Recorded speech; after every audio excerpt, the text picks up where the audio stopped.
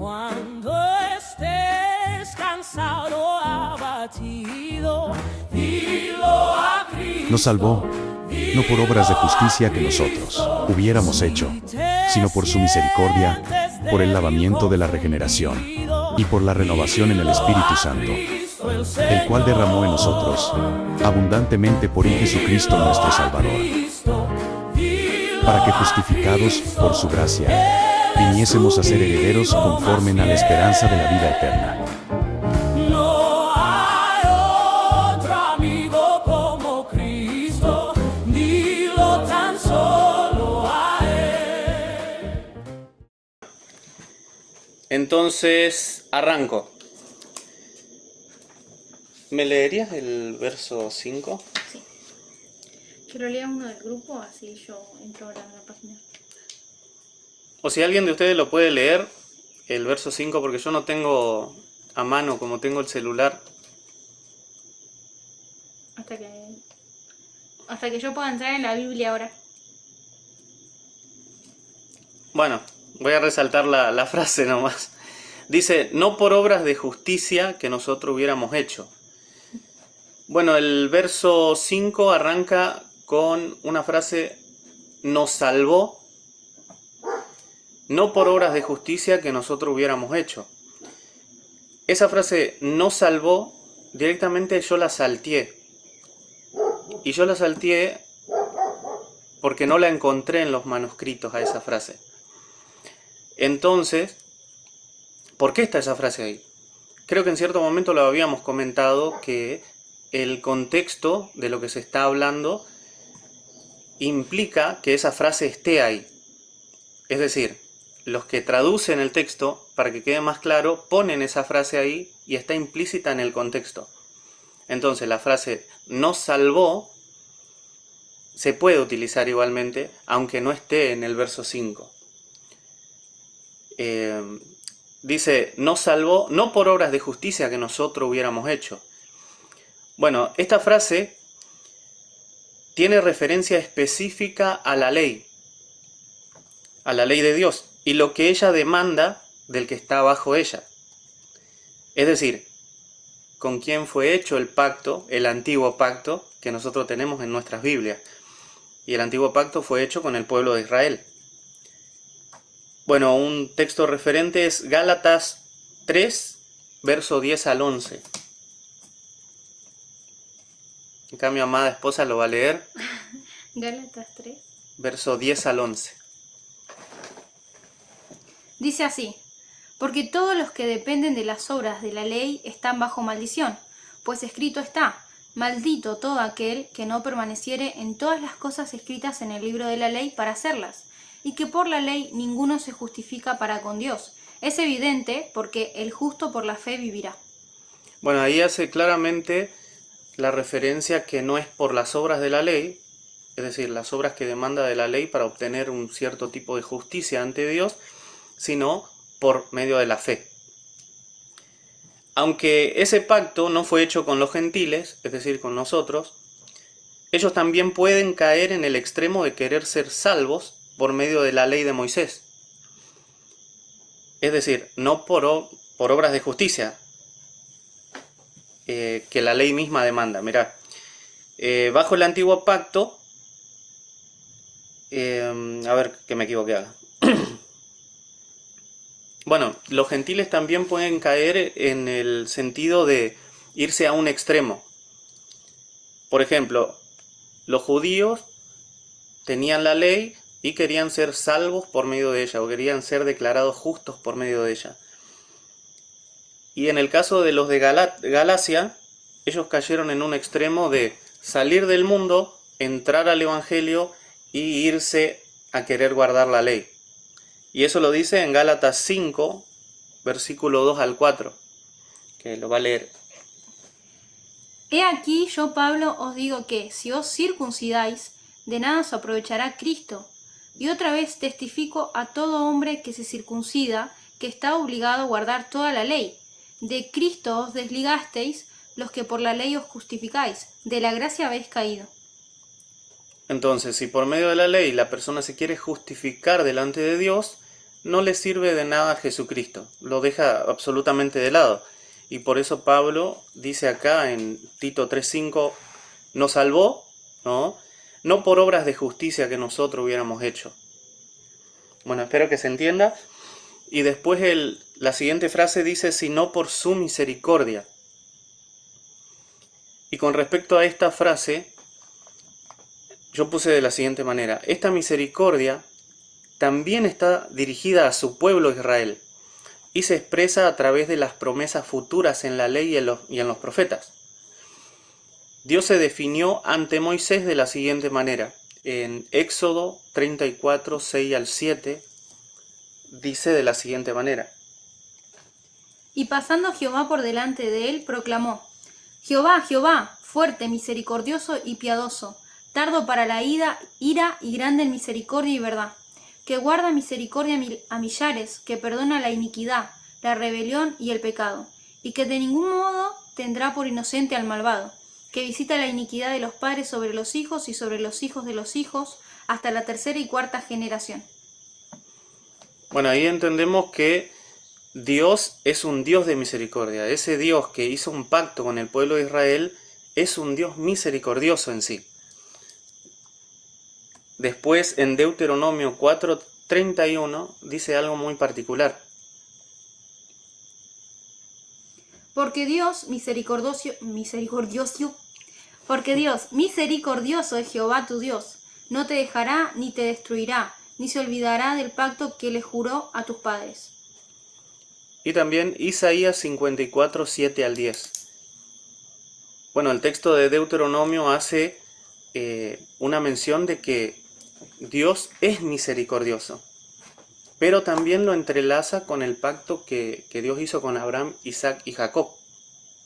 Y eso es muy interesante. Dice, por un breve momento te abandoné, pero te recogeré con grandes misericordias. Con un poco de ira escondí mi rostro de ti por un momento, pero con misericordia eterna tendré compasión de ti, dijo Jehová tu Redentor. Porque esto me será como en los días de Noé, cuando juré que nunca más las aguas de Noé pasarían sobre la tierra. Así he jurado que no me enojaré contra ti, ni te reñiré, porque los montes se moverán y los collados temblarán, pero no se apartará de ti mi misericordia, ni el pacto de mi paz se quebrantará, dijo Jehová, el que tiene misericordia de ti. Bueno, en ese texto resalta una promesa futura de Dios hacia Israel. Y él dice que él va a tener misericordia en el futuro de Israel.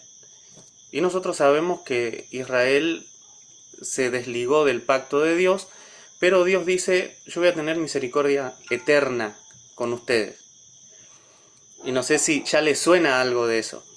Y en Romanos 11:32, es el último versículo que anoté sobre eso. Porque Dios sujetó a todos en desobediencia para tener misericordia de todos. O sea, si nosotros hacemos un recuento del pueblo de Israel que pecó, Dios dio la ley para el conocimiento de pecado y en cierto momento Dios decide tener misericordia de su pueblo por medio de Jesucristo. Y bueno, y en ese entonces también entran los gentiles. Yo puse así, esta misericordia de Dios se manifiesta en la salvación según lo que está diciendo Pablo en Efesios 2, 4 al 5. Pero Dios, que es rico en su misericordia, por su gran amor con que nos amó, aun estando nosotros muertos en pecados, nos dio vida juntamente con Cristo. Por gracia sois salvos. ¿Hasta el 6? Hasta el 5. Entonces. Bueno, espero que se haya entendido el tema. Es que Dios hizo un pacto con Israel en la antigüedad y Él sigue siendo el mismo Dios, el Dios misericordioso que se presentó a Moisés, el Dios que no se olvida el pacto que hizo con los padres, y la misericordia de Dios viene por medio de Cristo y atrae de nuevo a su pueblo, como lo dice Isaías 54, 7 al 10. Bueno, entonces, si leemos el verso, dice, no nos salvó por obras de justicia que nosotros hubiéramos hecho. Ahí tenemos la referencia a la ley y que era para conocimiento de pecado, ¿no?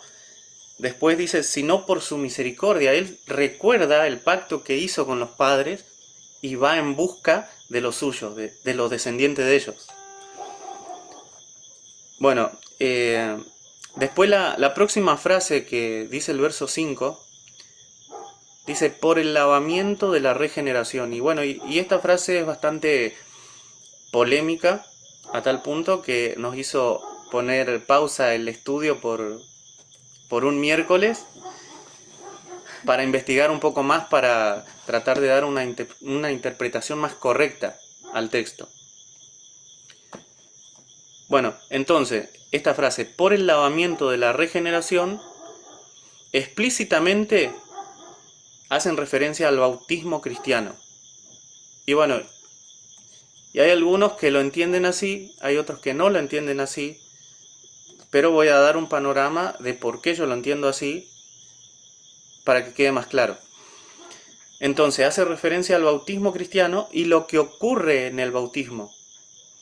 Hay muchos sinónimos de este evento en la Biblia, del bautismo, que se mencionan de una forma un poco distinta.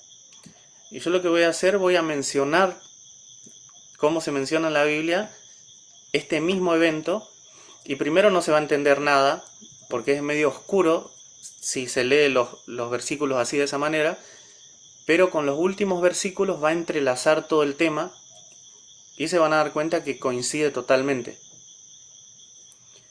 Bueno, los sinónimos de este bautismo en la Biblia se conocen como nacer de nuevo. Uno de esos sinónimos es nacer de nuevo. El otro es regeneración, que seguramente lo habrán escuchado en todas las iglesias. El otro es nacer de Dios. El otro término es nueva criatura. El otro término es os dio vida. Otro término de lo mismo es resurrección espiritual. Y el último término es circuncisión del corazón. Yo digo último término, no es que sean todos los que aparecen en la Biblia, pero es un pantallazo para que se entienda que se está hablando de lo mismo. Y para que cuando ustedes vayan al texto, entiendan a qué se refiere.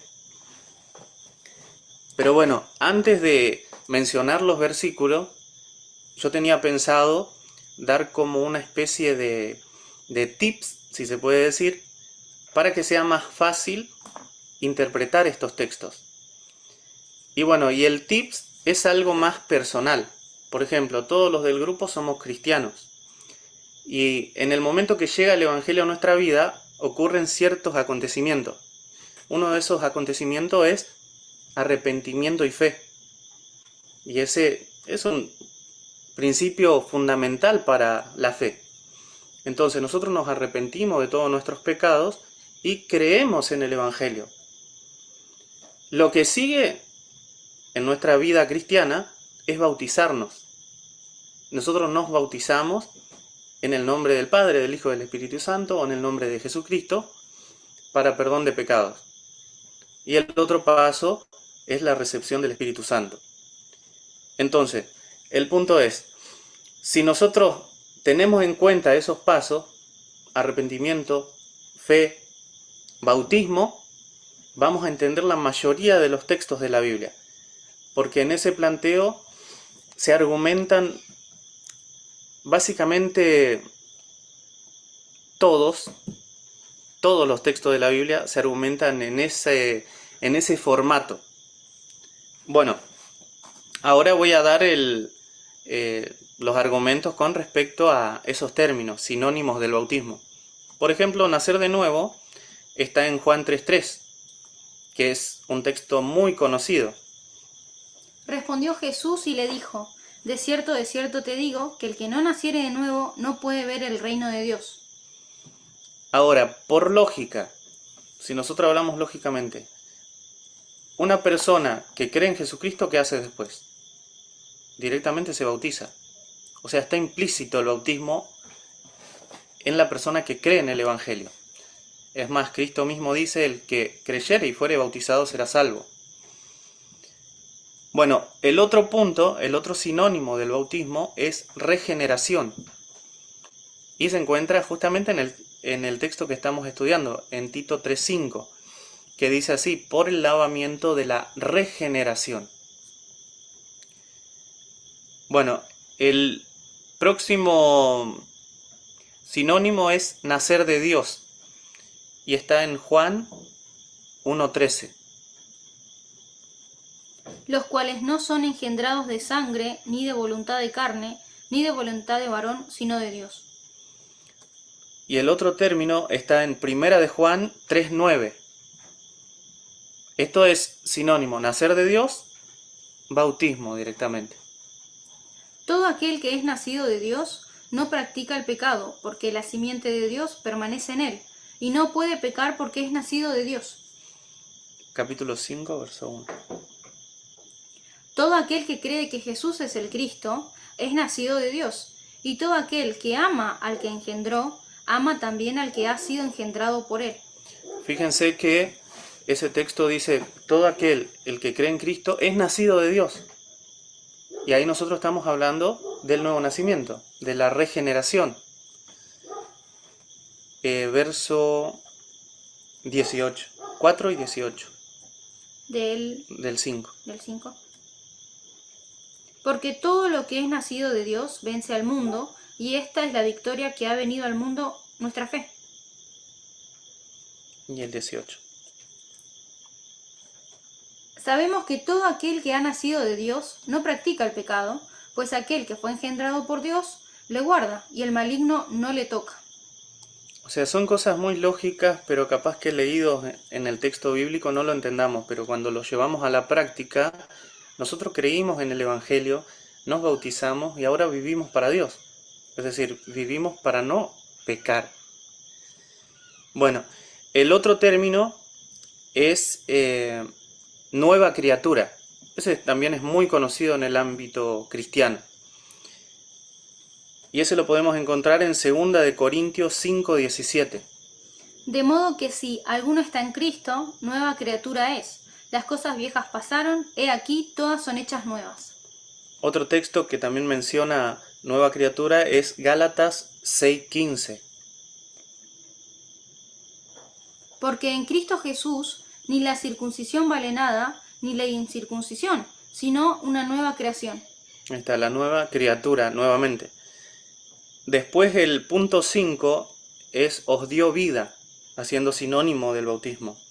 Efesios capítulo 2, verso 1 y 5. Y Él os dio vida a vosotros cuando estabais muertos en vuestros delitos y pecados. Aún estando nosotros muertos en pecados, nos dio vida juntamente con Cristo. Por gracia sois salvos. Colosenses 2:13. Y a vosotros, estando muertos en pecados y en la incircuncisión de vuestra carne, os dio vida juntamente con Él, perdonándoos todos los pecados. Bueno, hasta ahora capaz que no se encuentre una relación bien clara con el bautismo cristiano y el nacer de nuevo, con esas palabras. Pero ahora en los últimos versos va a ser como una especie de flecha que traspase todos esos textos y una todo en un solo tema. Bueno, el punto 6 es resurrección espiritual. Colosenses 3:1. Si, pues, habéis resucitado con Cristo, buscad las cosas de arriba, donde está Cristo, sentado a la diestra de Dios. Efesios 2:5 al 6. Este es el término resurrección espiritual. Aún estando nosotros muertos en pecados, nos dio vida juntamente con Cristo, por gracia sois salvos. Y juntamente con Él nos resucitó, y asimismo nos hizo sentar en lugares celestiales con Cristo Jesús.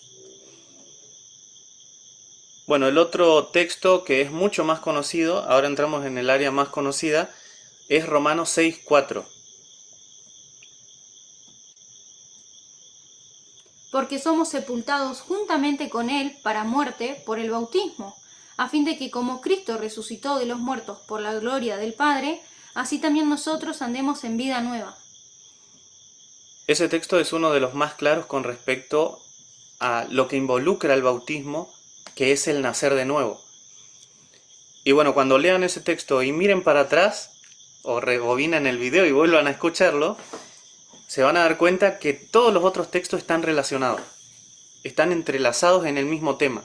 Marca un antes y un después, o sea, en el momento que uno cree en Jesucristo. Y ustedes dicen, bueno, ¿qué relación tiene con el bautismo eso?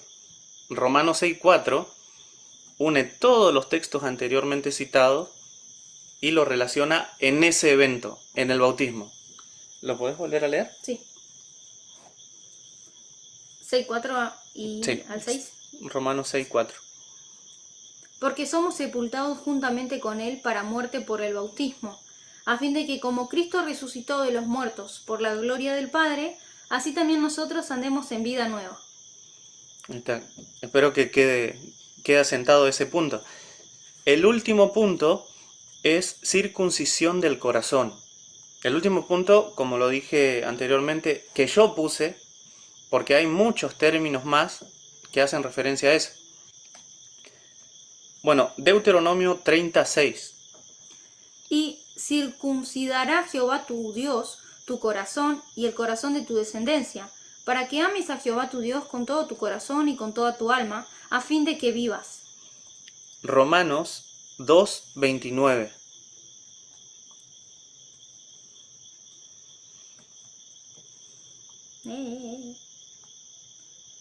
Sino que es judío el que lo es en el interior. Sino que es judío el que lo es en lo interior, y la circuncisión es la del corazón, en espíritu, no en letra, la alabanza del cual no viene de los hombres, sino de Dios. Y el último texto, que también entrelaza todos los anteriores, es Colosenses capítulo 2, verso 11 al 12. Y si prestan atención a las palabras, yo creo que no queda ningún lugar a dudas. En él también fuisteis circuncidados con circuncisión, no hecha a mano, al echar de vosotros el cuerpo pecaminoso carnal en la circuncisión de Cristo, sepultados con él en el bautismo, en el cual fuisteis también resucitados con él mediante la fe en el poder de Dios, que le levantó de los muertos. Ahí está, bueno, ese texto es el más claro, se podría decir, sobre todos los temas anteriores. Es decir, lo que pasa en el bautismo. El viejo hombre muere, o la vieja mujer también, muere, se sepulta esa persona y resucita nueva criatura, vamos a decirlo así. Bueno, entonces, teniendo ese panorama, nosotros podemos decir, a ver, ¿qué significa esto? Bueno, está hablando de la fe inicial. Fe inicial, bautismo.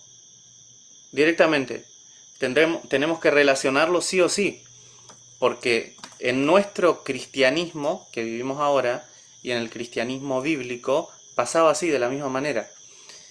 La única diferencia que hay en el cristianismo bíblico es que era automático, es decir, la persona creía y automáticamente se bautizaba.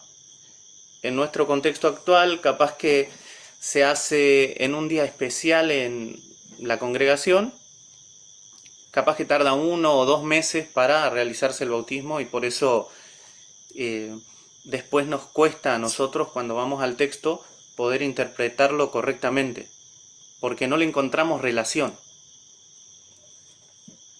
Pero bueno, eso puse con respecto a la frase por el lavamiento de la regeneración. Es algo medio polémico y puede quedar muchas dudas, y nosotros lo entendemos porque hablamos mucho con Lucas y Rami sobre este tema y puede quedar muchas cosas en el aire.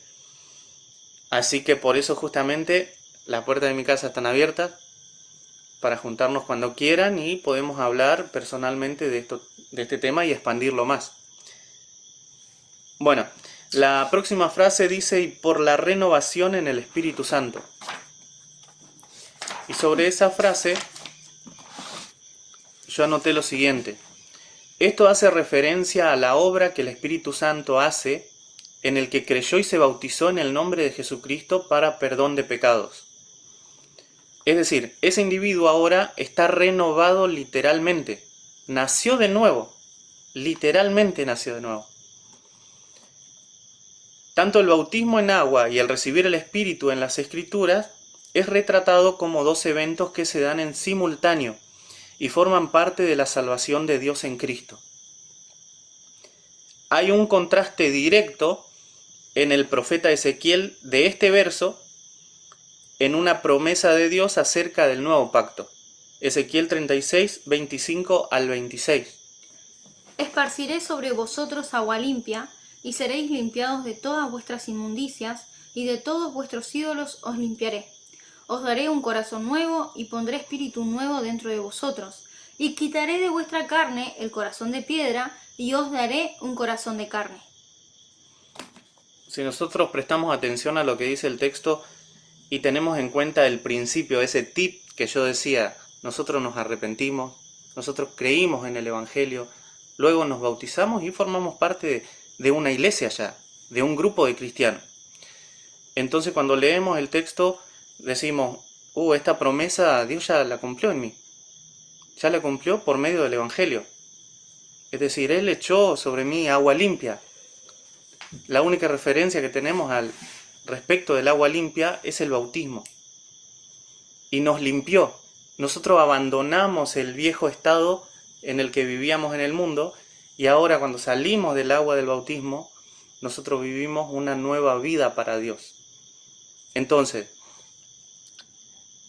como algo más práctico, ¿no?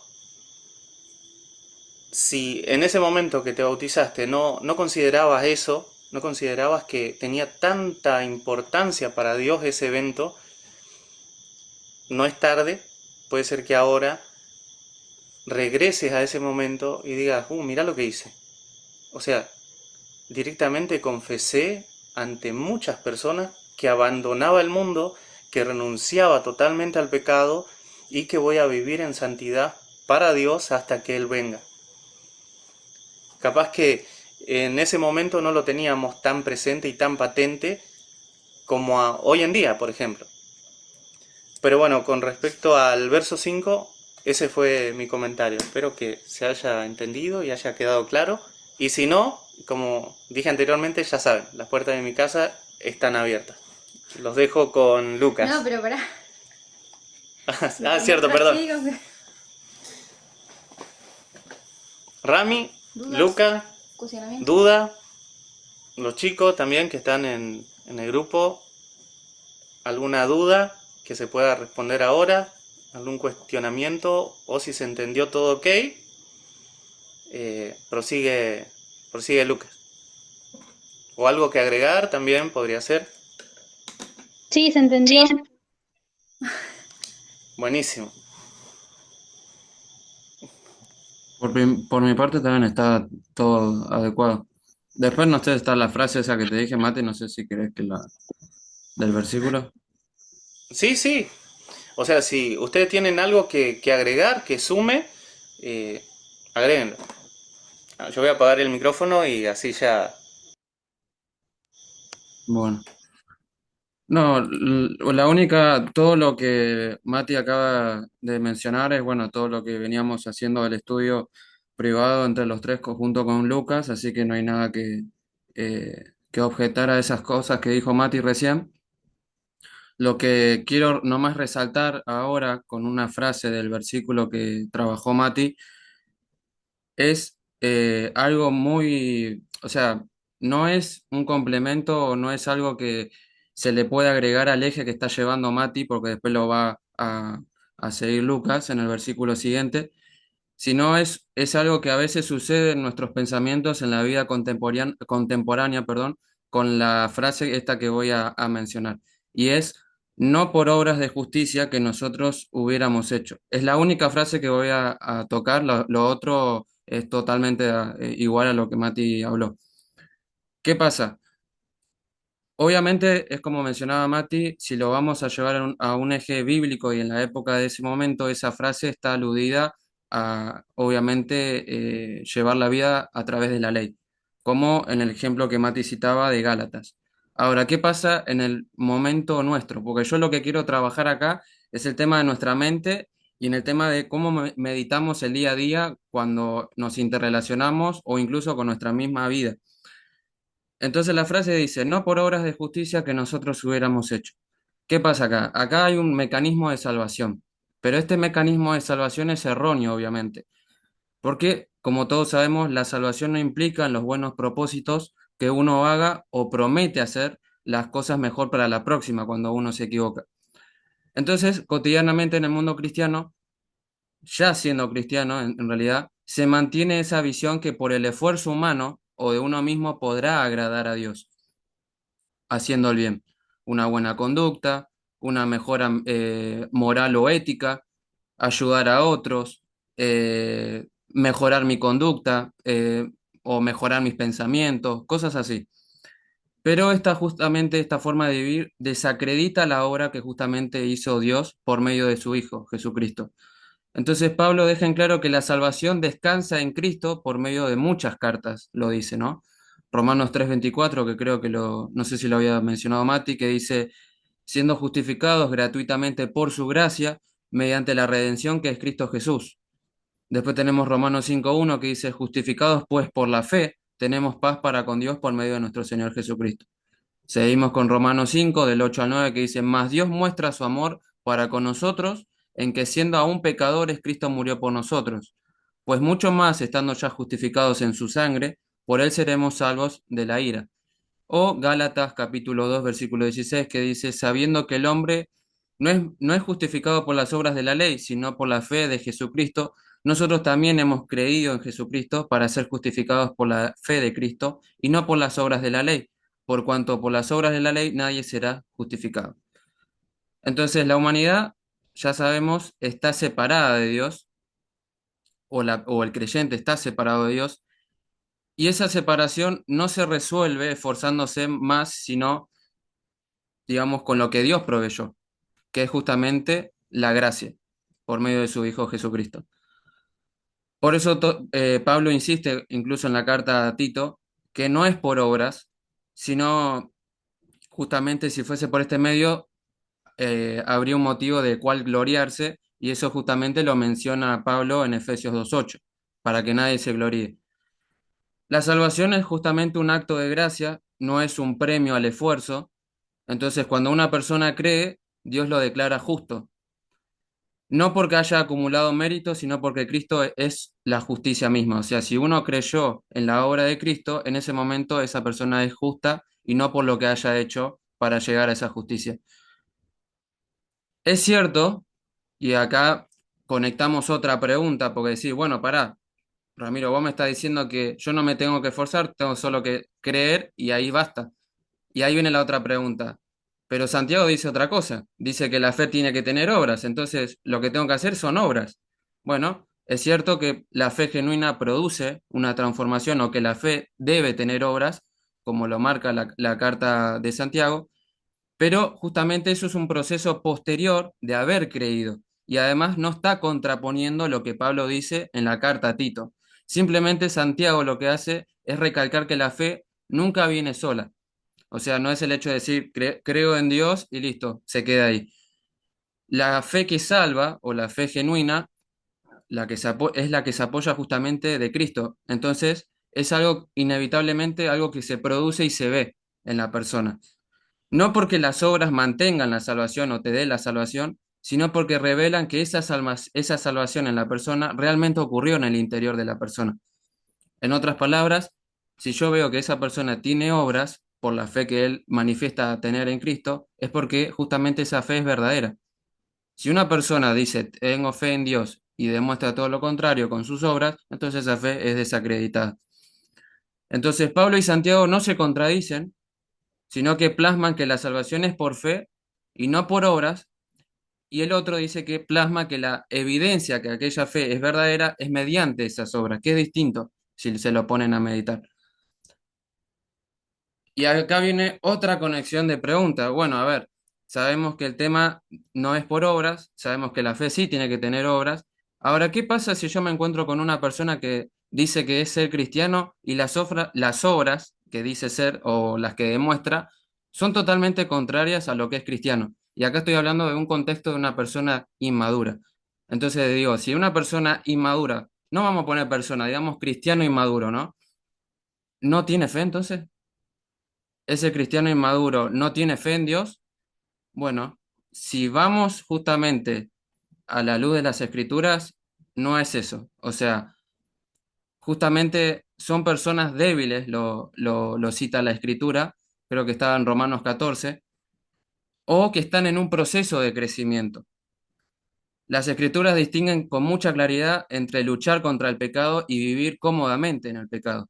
El creyente débil es aquel que realmente cree, pero todavía no ha aprendido a caminar plenamente en la libertad y en el poder del Espíritu. Pablo justamente habla de esto en la carta a los Corintios y se refiere a ellos como niños de Cristo, o niños en Cristo, perdón. Es decir, que tienen vida pero no madurez. Hay fe real, sí, pero hay áreas no rendidas, hay hábitos no sanados, hay patrones viejos que todavía siguen activos y que se tienen que prolijar. Ahora bien, todas estas cosas no anulan la salvación, muestra un proceso inconcluso todavía. Entonces, errar de manera habitual no significa necesariamente que la fe sea falsa. Muchas veces significa que la persona no ha sido discipulada, no ha comprendido una nueva identidad en Cristo o no ha aprendido a depender del Espíritu y no de la carne. Pablo también en Romanos 7 habla o muestra a alguien que ama la ley de Dios, pero lucha con lo que todavía opera en su carne. Entonces, ahí qué pasa, hay un conflicto y ese conflicto es precisamente una señal de vida espiritual, porque si realmente una persona no le importase nada, no habría un conflicto dentro de sí mismo, pero una persona que realmente creyó en Dios y tiene esa fe, va a haber un conflicto de decir, me equivoqué acá, hablé mal, pensé mal, me equivoqué en mi accionar. Si hay esa lucha interna es porque la fe es verdadera, por más que haya actuado mal. Entonces, la diferencia crucial está en la actitud del corazón, entre una persona que es inmadura con una persona que no le importa nada. El débil en la fe cae, pero no justifica su pecado, no lo celebra, no lo abraza como identidad. Hay dolor, arrepentimiento, vergüenza, clamor por ayuda. Eso es muy distinto de la persona que realmente sí peca y no tiene lucha en su conciencia, está endurecido y sin corrección y ni siquiera tiene deseo a hacerse, ¿cómo es?, corregido o cambiar por, digamos, por otro hermano en la fe, ¿no? Que puede ser más maduro que él. Entonces, ¿qué pasa? Acá vemos que también Dios trata al débil con paciencia. Es justamente un mandato que la persona, o sea, que el hermano maduro tiene que hacer. Entonces, no lo desecha, lo sostiene Dios a esa persona y la gracia, como lo habíamos visto en versículos anteriores de Tito, no solo perdona, sino que también enseña. Por eso el crecimiento no es instantáneo de una persona así, sino que es una forma progresiva. Y si nos vamos a dar cuenta y reflexionamos, cada uno sabe en qué madurez está, cada uno sabe qué cosas tiene que corregir, y no fue instantáneo ese cambio. Entonces, lo que pasa es que acá hay una santificación progresiva. Entonces, la fe madura aprende a apoyarse menos en la fuerza propia y más en la obra del Espíritu. Lo dejo hasta acá para que justamente no lo amplío más, porque no es siguiendo el eje que habló Mati, sino para que esa frase a veces uno lo lee y bueno, lo lleva a los contextos actualmente o contemporáneos y a veces se hace un matete y cuando uno se hace una pregunta, se hacen otras preguntas, entonces traté de trabajar esa frase porque seguramente alguna vez se preguntó eso o alguno mismo se preguntó, entonces quise resolver esa parte. Después todo lo demás es compartido lo que dijo Mati.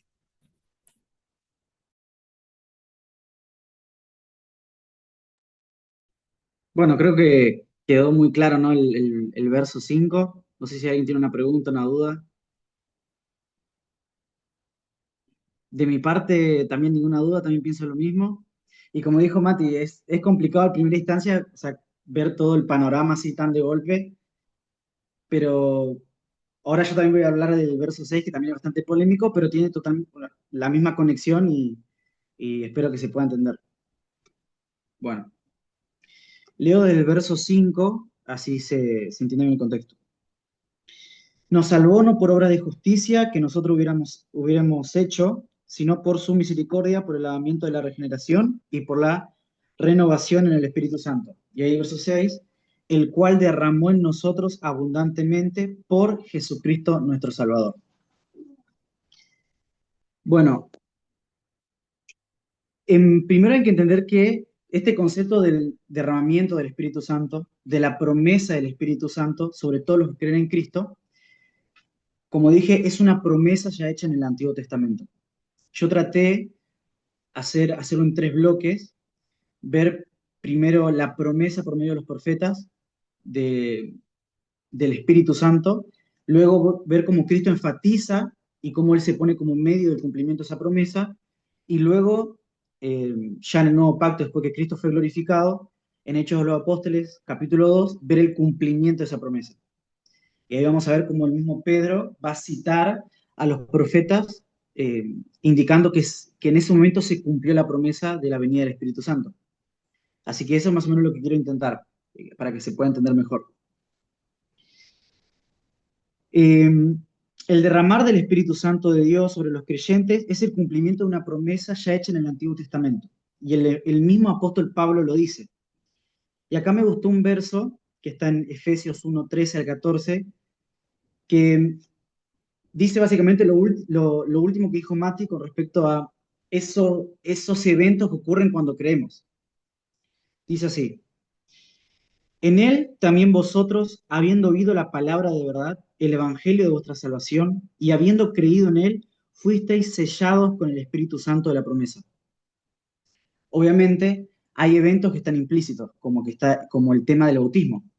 Es obvio que todo cristiano se bautiza, cree, se bautiza, nace de nuevo. Entonces, esos eventos están explícitos en este verso, no hace falta nombrarlos. Ya Pablo lo nombró en varias cartas. Y entonces, una persona se arrepiente, ejerce fe en el Evangelio, es bautizada, nace de nuevo y automáticamente recibe o es sellado, como dice Efesios 1:13, por el Espíritu Santo. Recibe el sello de Dios, que es el Espíritu de Dios. Hay otro verso también que abarca también que el Espíritu Santo es una promesa, que está en Gálatas 3 y 14.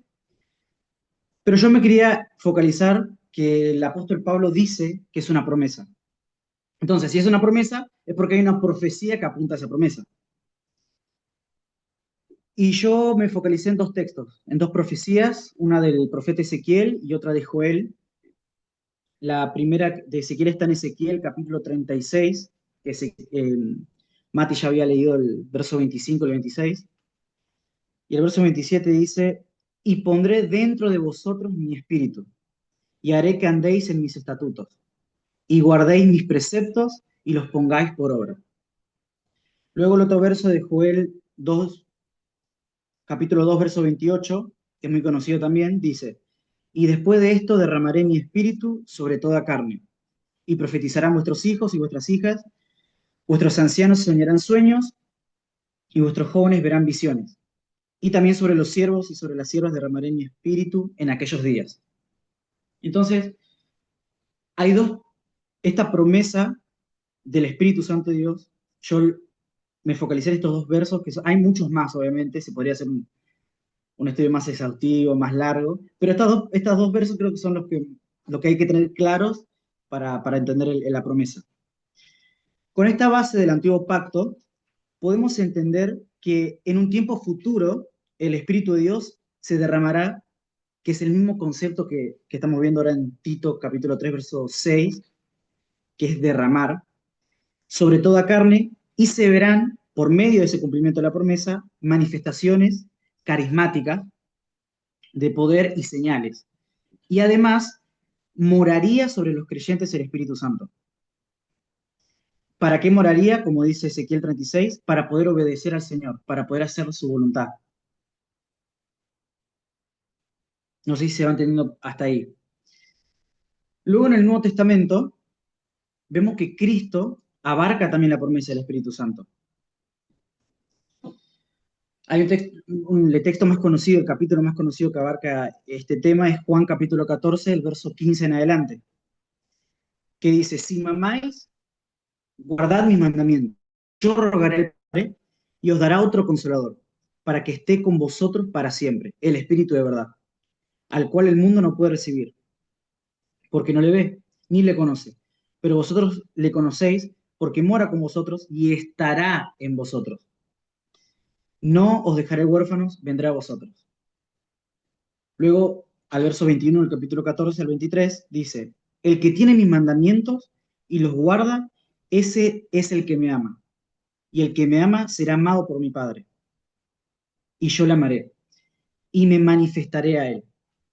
Cuando abarca, me manifestaré a él, abarca ese cumplimiento de la promesa. La promesa del Espíritu Santo. Luego, Judas, no el Iscariote, le dijo, Señor, ¿cómo es que te manifestarás a nosotros y no al mundo? Respondió Jesús y le dijo, el que me ama, mi palabra guardará, y mi Padre le amará, y vendremos a él y haremos morada en él.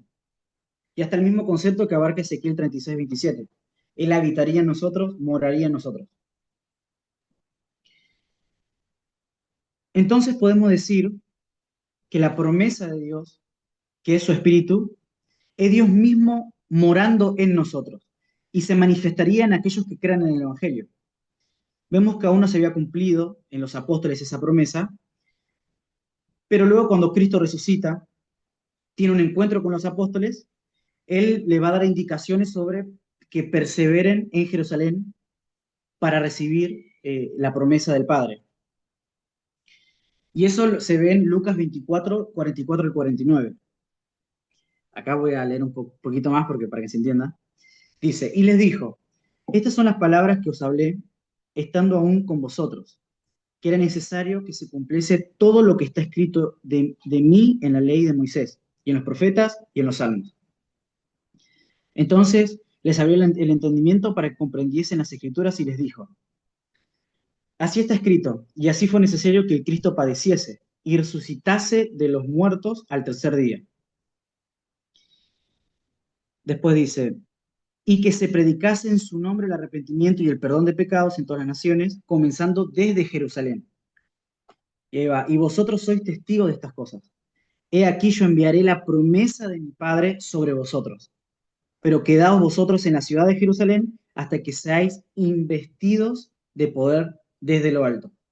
Entonces, Cristo vuelve a recalcar la promesa de Dios ya hecha en el antiguo pacto, una promesa ya hecha, como dijimos en Ezequiel 36, 27, Joel capítulo 2, verso 28, y él expande el tema, él dice, todo el que cree en mí, se pone como medio del cumplimiento de la promesa, recibirá el Espíritu Santo. Mi Padre y yo nos manifestaremos a él, mi Padre y yo moraremos en él. Y le dice a los apóstoles, le da indicaciones, diciéndole que perseveren en Jerusalén y esperen ahí, que van a ser investidos de poder. Todos esos términos los voy a ir hablando a medida que, bueno, vaya hablando.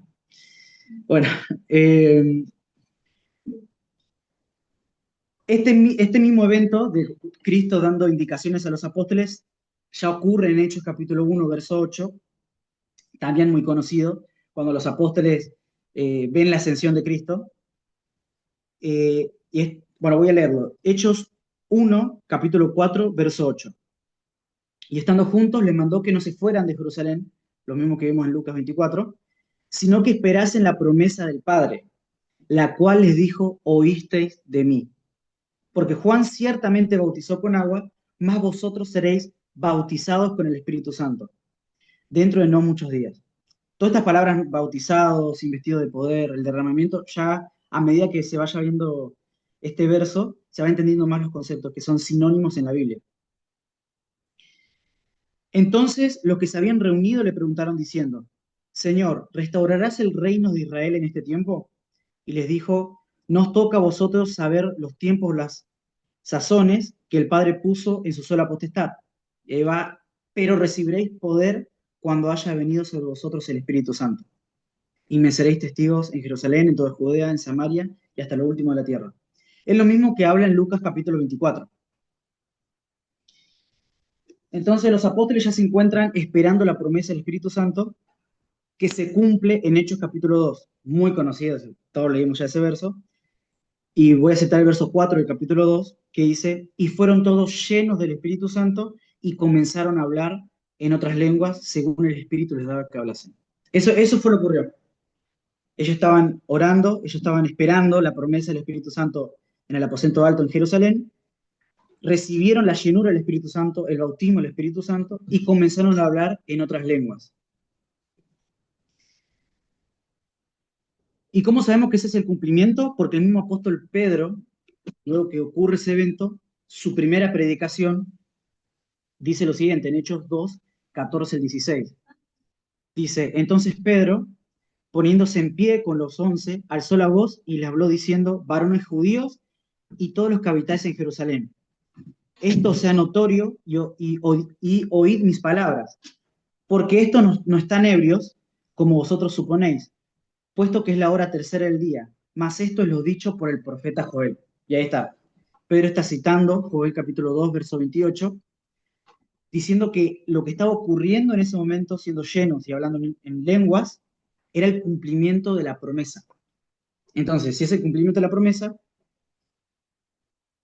es lo dicho también por Cristo, por Ezequiel, bueno, y por Joel, obviamente. Luego, en Hechos 2:37, dice, así que exaltando por la diestra de Dios y habiendo recibido del Padre la promesa del Espíritu Santo, ha derramado esto que vosotros veis y oís. Y este es lo mismo que dice Pablo en Tito 3:6, que es derramó eso. Lo que están viendo ahora es lo que Dios derramó, es el cumplimiento de la promesa. Las personas recibiendo el Espíritu Santo y hablando en lenguas. Y acá está lo mismo que venimos diciendo, que hay unos eventos que ocurren cuando uno cree, hay cosas que están implícitos, o sea, el evento del bautismo, el arrepentimiento, la fe, la convicción de pecado, cuando uno oye el Evangelio, son cosas que ocurren en simultáneo. Entonces, Pedro dice en capítulo 2 de Hechos, versos 37 y 38, dice, al oír esto, se compungieron de corazón y dijeron a Pedro y a los otros apóstoles, varones hermanos, ¿qué haremos? Y ahí Pedro les da qué tienen que hacer. Arrepentíos y bautícense cada uno de vosotros en el nombre de Jesús para perdón de pecados. Y recibiréis el don del Espíritu Santo. Y ahí está. Crean en el Evangelio, bautícense para el lavamiento de pecados, para el perdón de pecados, nazcan de nuevo y van a recibir la promesa del Padre. No sé si se va entendiendo más o menos ahí el panorama. Bueno, ahí se ve ya el cumplimiento de la promesa de la venida del Espíritu Santo. Ahora, ¿qué pasa después en los siguientes capítulos 8 de los apóstoles? Ocurren muchas cosas y yo quería abarcar unos sinónimos que aparecen en la Biblia sobre este mismo evento. Lo que hay que entender que en el lenguaje apostólico existen sinónimos para el cumplimiento de la promesa de la venida del Espíritu Santo sobre los que creyesen en Cristo. Una, como vimos, está en Hechos capítulo 1, verso 8, que es recibir poder o embestidos de poder. Y la otra es recibir el Espíritu Santo, que recibir el Espíritu Santo es lo mismo que recibir el don del Espíritu Santo, que recibir la promesa del Padre. Luego de ser, el otro sinónimo es bautismo en el Espíritu Santo, ser bautizado por el Espíritu Santo. Otro es ser lleno del Espíritu Santo. Y uno, como el que estamos viendo en Tito 3:6, que es el derramamiento del Espíritu Santo. Y el último es que el Espíritu Santo descienda sobre. Todos estos sinónimos son los mismos y abarcan el mismo cumplimiento de la promesa. Entonces, todo esto apunta al mismo evento y vemos este mismo evento que ocurre en varios pasajes de la Biblia. No voy a leer todos, pero el que quiera leerlo ve en YouTube, ahí la grabación y ve los textos. Uno es obviamente Hechos capítulo 2, otro es Hechos capítulo 4, versículo 31. Ahí están los creyentes en Jerusalén pidiendo hablar con de nuevo la palabra de Dios y son llenos del Espíritu Santo. Hechos capítulo 8, versículo 14, los creyentes en Samaria, donde los apóstoles van y ponen manos sobre ellos para que reciban el Espíritu Santo. Luego, Hechos capítulo 9, versículo 17, cuando Ananías le dice a Pablo que tenía que bautizarse para lavamiento de sus pecados y además ser lleno del Espíritu Santo. Luego Hechos capítulo 19, los creyentes de Éfeso, que Pablo les pregunta, no sé si lo leyeron, que le dice, ¿recibieron el Espíritu Santo cuando creísteis? Él impone manos y reciben el Espíritu Santo. Y luego uno muy conocido también, Hechos capítulo 10, verso 44, donde en el verso 44 dice que Cornelio y todos los que estaban ahí, mientras Pedro predicaba, descendió el Espíritu Santo sobre ellos. Esos son los eventos más conocidos y si quieren verlos, después los pueden leer y van a ver que son sinónimos y habla del mismo evento, el cumplimiento de la promesa de Dios. Pedro nos da más luz sobre lo que quiso decir nuestro Señor Jesucristo, sobre qué era el bautismo en el Espíritu Santo. Porque ahí está el tema, ¿no? Ya Juan el Bautista ya había hablado de que él iba a bautizar por agua para arrepentimiento de pecados, pero Cristo iba a bautizarlos con el Espíritu Santo. En Hechos 11, 15 al 16 dice, y cuando comencé a hablar, cayó el Espíritu Santo sobre ellos también. Él está citando el evento que había ocurrido con Cornelio y todos los de su casa, como sobre nosotros al principio.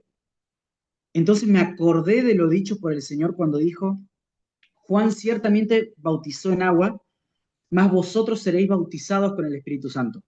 De ahí está. Pedro está diciendo, esto que le ocurrió a Cornelio, esto es lo que nos ocurrió a nosotros, porque Pedro dice, recibieron el Espíritu Santo así como nosotros al principio. Cornelio también recibió el Espíritu Santo así como los apóstoles en Hechos capítulo 2. Y ahí él cita a Cristo mismo, diciéndolo que ese evento es el bautismo en el Espíritu Santo. Ahora, como vemos en este pasaje de Hechos 10, había una evidencia que hacía notar que alguien había recibido el Espíritu Santo, que habían recibido el Espíritu Santo de estos gentiles. Y acá me voy a meter en otro tema. No sé si ahora ya se va entendiendo el cumplimiento de la promesa, como dice del Antiguo Testamento al cumplimiento. ¿Va bien? Buenísimo. Ahora, como dijo Mati, si hay alguna duda pueden preguntar, o si no, bueno, se acercan a nosotros y nos preguntan. Pero obviamente, si citamos todos los textos, y se puede hablar muchísimo de este tema. Bueno, ahora voy a hablar sobre cómo Pedro veía una evidencia de que estos gentiles, de hecho capítulo 10, habían recibido el cumplimiento de la promesa. Y es por lo que él mismo dice. Él dice que Cornelio y los que estaban con él habían recibido el Espíritu Santo como ellos al principio. Y si recordamos lo que ocurrió en Hechos capítulo 2, ellos fueron llenos del Espíritu Santo y hablaron en lenguas.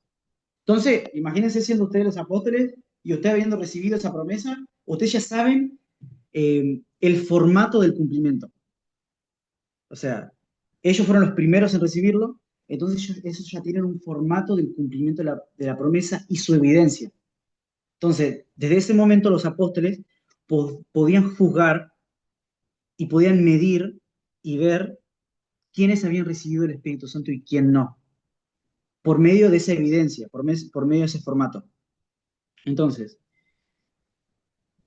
en Hechos 10, 45 y 46 dice, y los fieles de la circuncisión que habían venido con Pedro se quedaron atónitos de que también sobre los gentiles se derramase el don del Espíritu Santo, y ahí va, porque los oían que hablaban en lenguas y que magnificaban a Dios. Y ahí está el tema. Ellos estaban seguros de que ellos recibieron el Espíritu Santo como ellos, que habían sido aceptos por Dios, purificados sus corazones, porque habían recibido el Espíritu Santo como ellos, hablando en lenguas, con esa evidencia. Y ahí está el tema. Ellos hablaban en lenguas y glorificaban a Dios.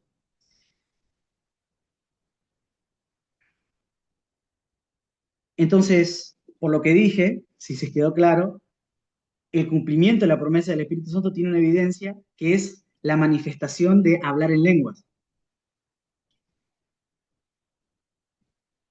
Lo mismo ocurrió en Hechos capítulo 19, verso 6, cuando estos creyentes de Éfeso no habían nunca oído de un tal Espíritu Santo. Ellos mismos dicen, nunca oímos de un tal Espíritu Santo.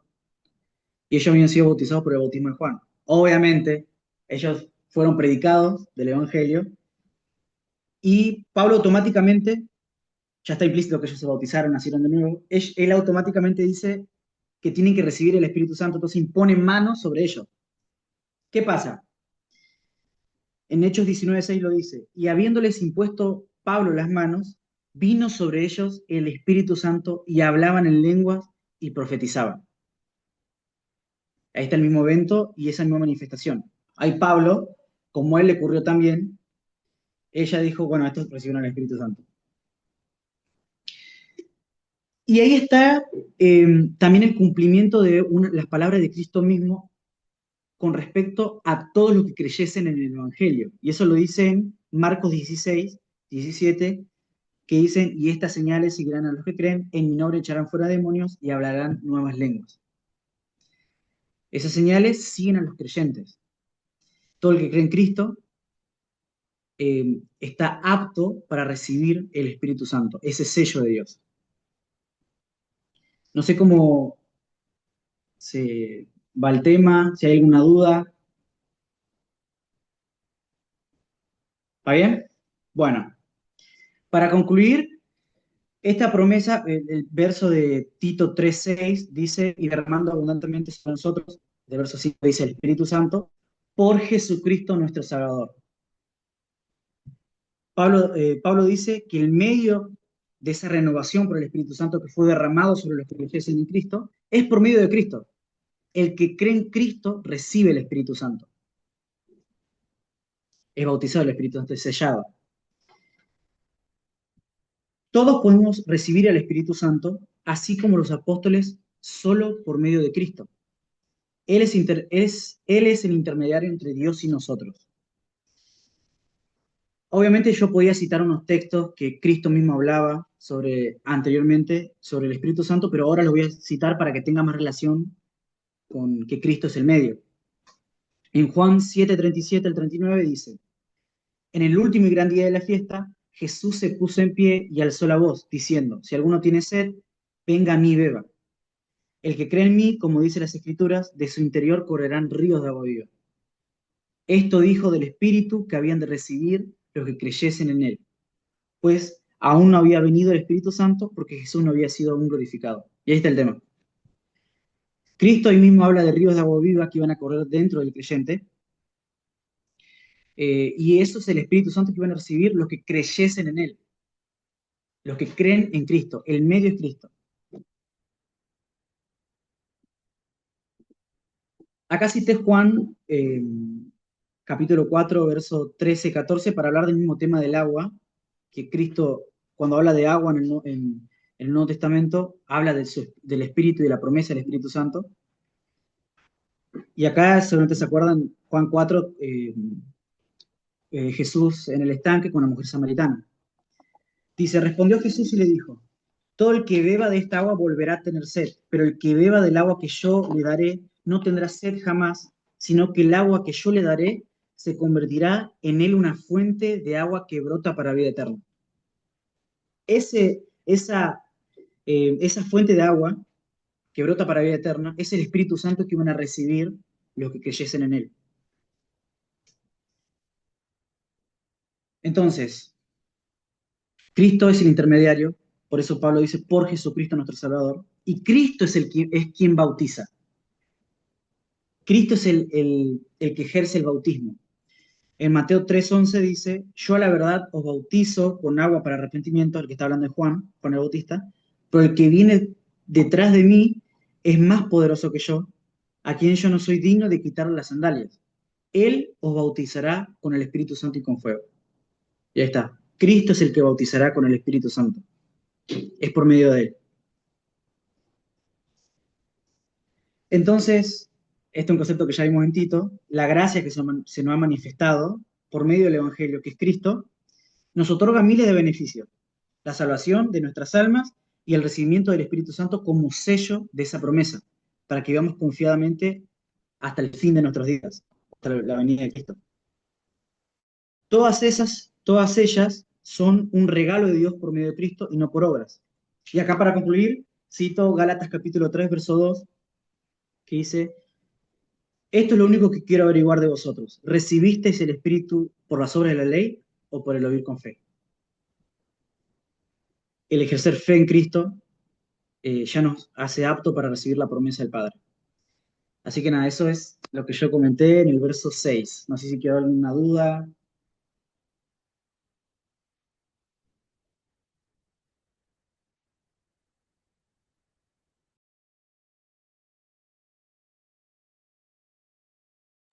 ¿O algo para agregar?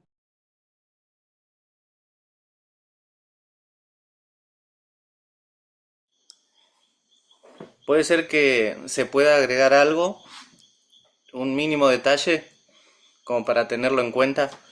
En Hechos 2:38 se formaliza el estándar del Evangelio que nos llega a nosotros, que dice justamente en el capítulo 2, verso 38, a la pregunta que hizo la multitud, ¿qué haremos?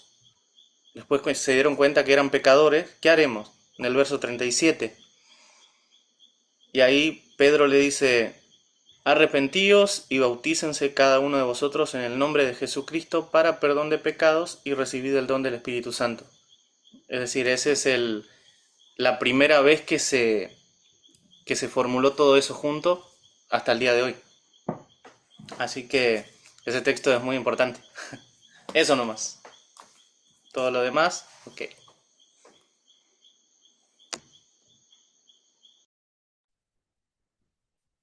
Bueno, seguiría yo si no tienen alguna duda de lo que habló Lu. Eh, Seguimos con el versículo entonces 7 que dice, capítulo 3 versículo 7 para que justificados por su gracia viniésemos a ser herederos conforme a la esperanza de la vida eterna.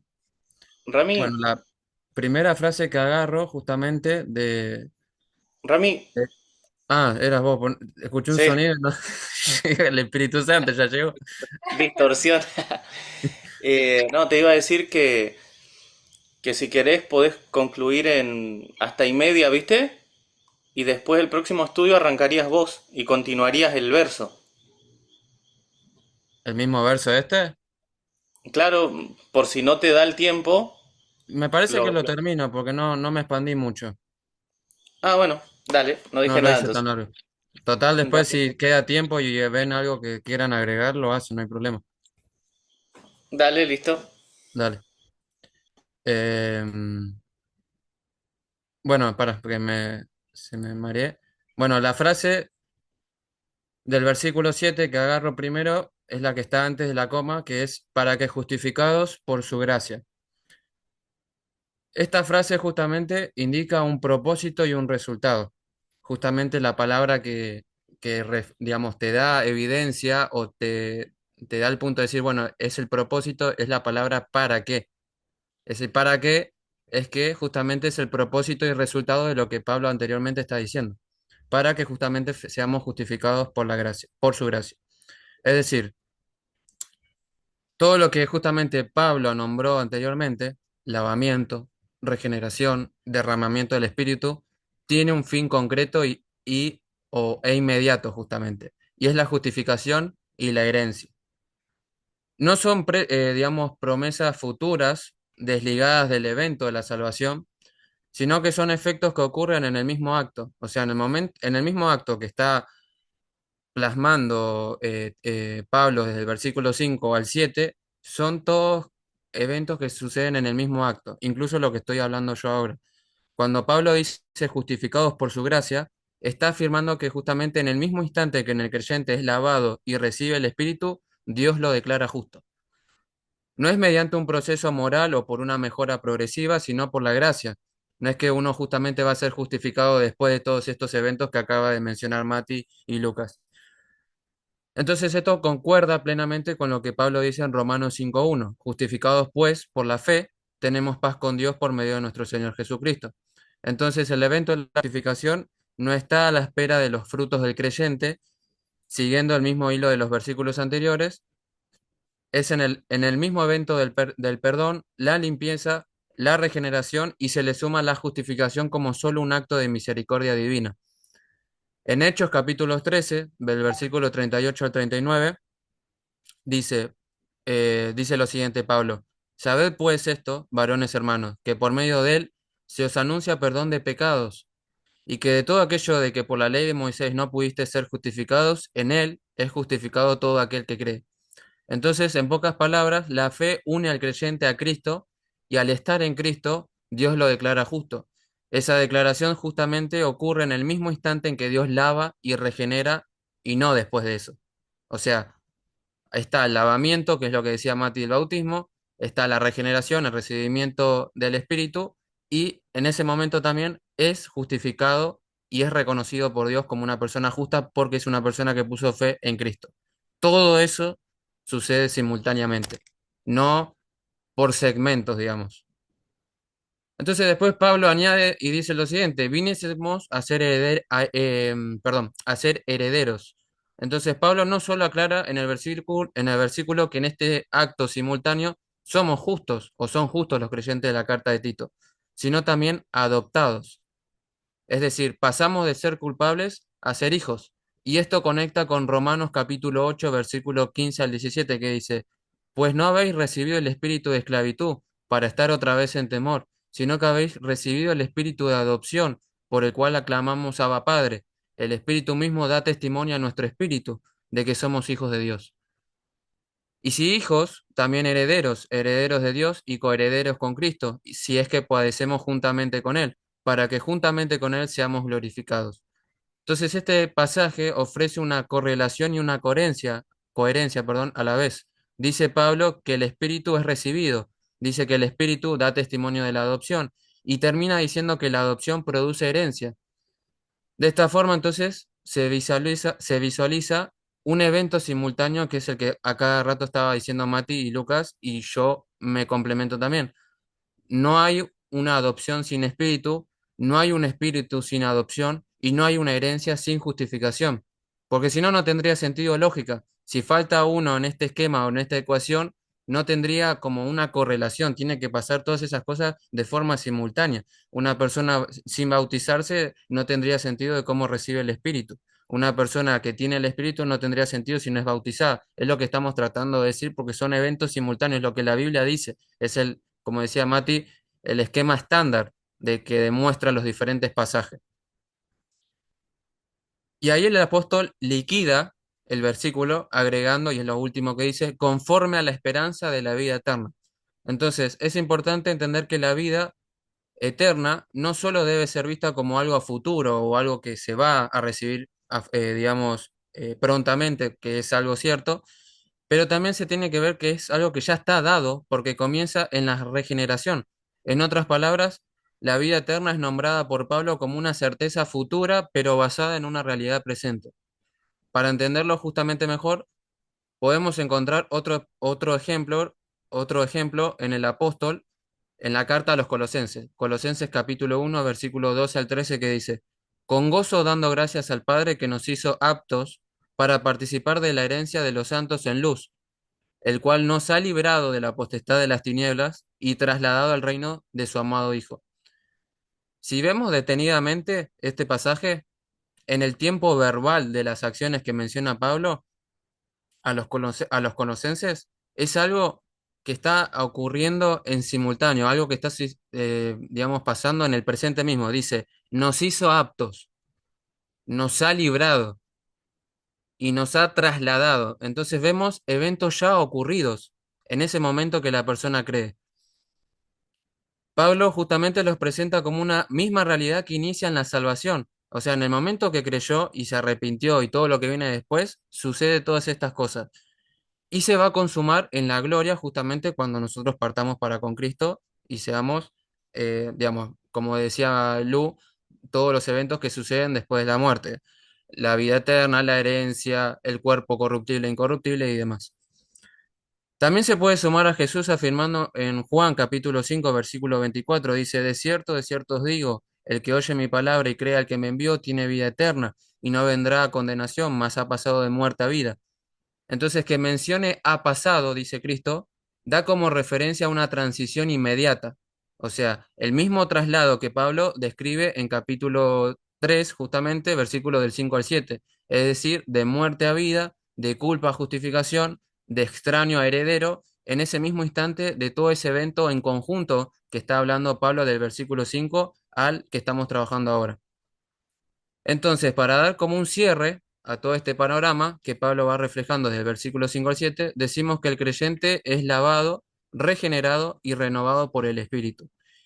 Y ese Espíritu es derramado por Cristo y el resultado inmediato es que Dios lo declara justo y lo adopta como heredero. Y eso es un acto completo de salvación donde ocurre todo digamos, en unidad.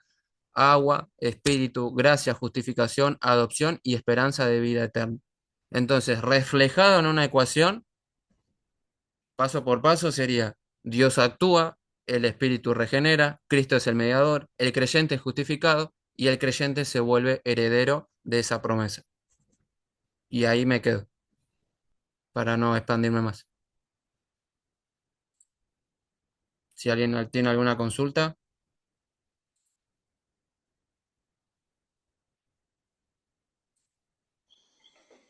Yo creo que se entendió muy claro todo, Rami. Buenísimo. No sé si alguien más tiene alguna objeción. Objeción directa. No, ¿Y quién fue? No. Pero, algo que podría sumar a lo tuyo, Rami, Sí, es con respecto a la herencia, que Dios en el Antiguo Testamento, en el Antiguo Pacto, hizo promesas con características eternas a Israel. Por ejemplo, a Abraham, Isaac y Jacob. Después en el Nuevo Testamento dice que Él es un Dios de vivos, no de muertos, dando a entender que ellos siguen viviendo y van a vivir eternamente. Es decir, que la promesa que Él les había hecho a su pueblo las cumple y trasciende a través de la persona de Cristo, como vos dijiste, y básicamente nos abraza a nosotros y nos lleva al mismo lugar. Bueno, eso no. claro. Así que bueno, si no hay ninguna objeción, ¿querés culminarlo en oración? Listo. Buenísimo. Antes de pasar a la oración, bueno, como les había comentado, Evelyn ahora está por parte de la programación o de la grabación. Estuvo en este momento desde otra cuenta, así que dado que ahora se facilita un poco mejor las cosas, me quedaría editarlo, así que el video estaría publicado lo antes posible, así lo pueden después ver y, digamos, recordar o si hay alguna parte que se hayan olvidado. Así que nada, eso. No vamos a tardar tanto ahora. ¿Listo? Bueno, pasamos a la oración y cerramos. Señor, te damos gracias nuevamente por volver a estar en este estudio con Tito, con los chicos. Gracias por cada pasaje, cada versículo que vamos con los chicos enclareciendo. Que todas las dudas que se vayan generando, Señor, se vayan despejando cada vez que estudiemos, que podamos aprender todos en conjunto, que podamos madurar, Señor, que podamos terminar esta carta y seguir estudiando todas las cartas y en esa correlación, Señor, seguir aprendiendo, seguir madurando, que estés con nosotros, Señor, que no nos desanimemos, que no flaqueemos, que tengamos esa perseverancia, eh, así como estamos nosotros como los hombres que estudiamos la palabra, también bendigas a las mujeres, Señor, que se complementan con nosotros, a nuestras esposas, que están siempre presentes, Señor, y que nos ayudes en toda esta nueva metodología de la virtualidad, de las ediciones, para que todo se pueda también acomodar, Señor, y para que podamos prontamente expandir este estudio hacia otras personas. Te lo dejamos en el nombre de Cristo. Amén. Si se apartan otros de Vemos que la Pablo está queriendo reflejar eventos tal momento que el creyente pone su fe en Cristo, dejando en claro que estos eventos suceden en forma simultánea y no por segmentos o partes. Es decir, la fe, el arrepentimiento, el bautismo en aguas, el bautismo del Espíritu y la justificación suceden en ese preciso momento que la persona cree en Cristo. Hasta la próxima.